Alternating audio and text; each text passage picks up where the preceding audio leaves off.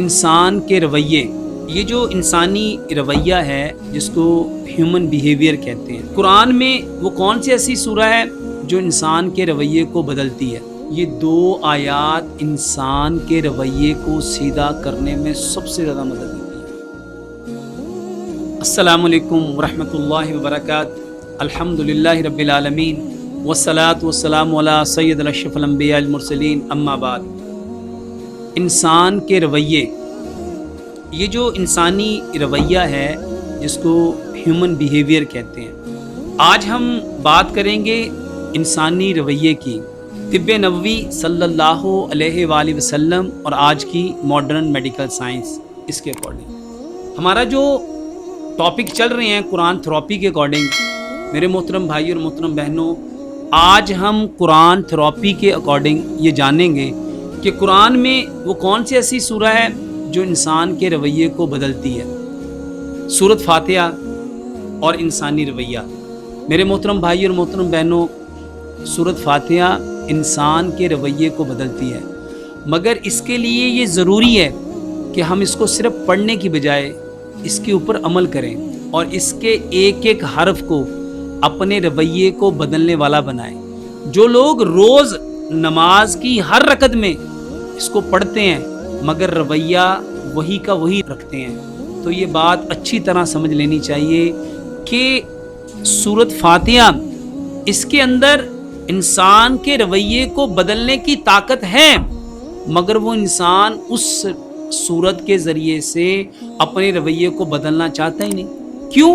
کیونکہ میرے محترم بھائی اور محترم بہنوں، اعمال کا دار و مدار نیت پہ ہے۔ سورۃ فاتحہ کی یہ جو پہلی آیت ہے، یہ آیت انسانی انا کو توڑتی ہے اور سوچ کے مرکز کو بدلتی ہے۔ جب انسان یہ کہتا ہے الحمدللہ رب العالمین، یہ آیت انسان کو روزانہ ہر نماز کی ہر رکعت میں تلاوت کرنے سے اگر سمجھ آ جائے کہ یہ جو میں نے ابھی کہا ہے الحمدللہ رب العالمین، انسان خود کو کائنات کا مرکز سمجھنا چھوڑ دیتا ہے، اور اس کے اندر جو چیز پیدا ہوتی ہے وہ گریچیٹیوڈ ہے، شکر گزاری۔ یہ آیت انسان کے اندر شکر کی عادت بناتی ہے، اور انسان کے اندر جب یہ شکر گزاری کا ایلیمنٹ آتا ہے تو قرآن کہتا ہے لا ان شکرتم لازیدنکم، اگر شکر کرو گے ہم تمہاری نعمتوں کو بڑھا دیں گے۔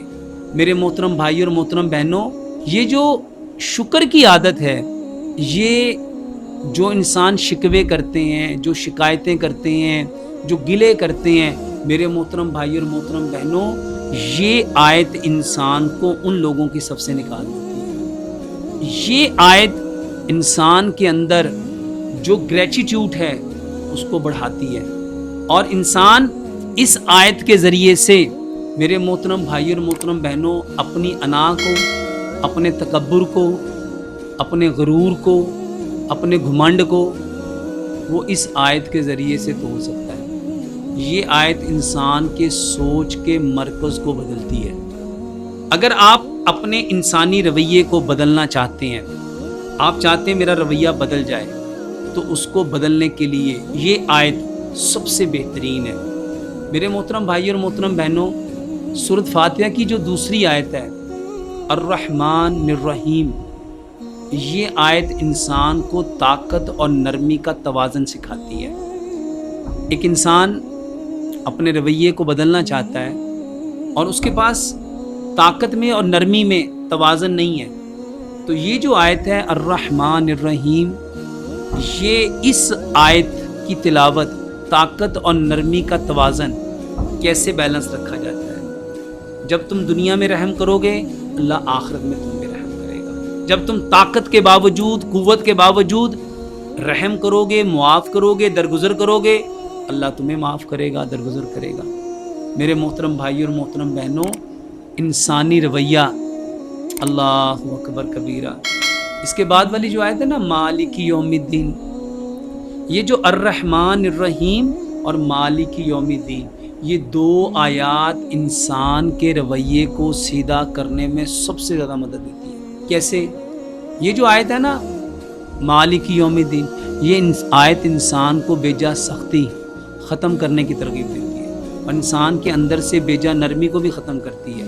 یہ سکھاتی ہے نہ تم خدا ہو نہ سب کچھ معاف کرنے والے صرف تم ہو. میرے محترم بھائیوں، دنیا میں اگر اپنے رویے کو سدھارنا چاہتے ہو، اپنے کردار کو سنوارنا چاہتے ہو، تو یہ بات یاد رکھنا کہ جو لوگ خود کو خدا بنا بیٹھے، آپ فرعون کو دیکھو، نمرود کو دیکھو، شداد کو دیکھو، حمان کو دیکھو، قارون کو دیکھو. میرے محترم بھائی اور محترم بہنوں، ہم صرف اللہ تبارک و تعالیٰ کے بندے ہیں، اس لیے خود کو ایک ذمہ دار بندے کی طرح بناؤ.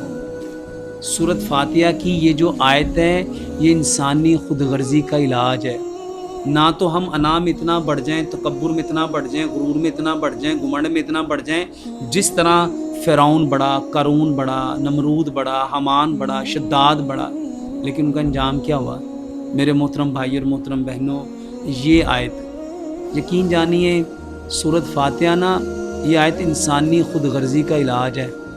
سورۃ فاتحہ کی یہ آیت، اس کے بعد جب بندہ کہتا ہے نا ایاک نعبد و ایاک نستعین، اللہ تیری عبادت کرتے ہیں، تجھی سے مدد مانگتے ہیں، یہ آیت انسان کے ایگو کے لیے ایک زہر ہے. میں پہلے بھی کہتا ہوں کہ میں کی جگہ ہم آتا ہے.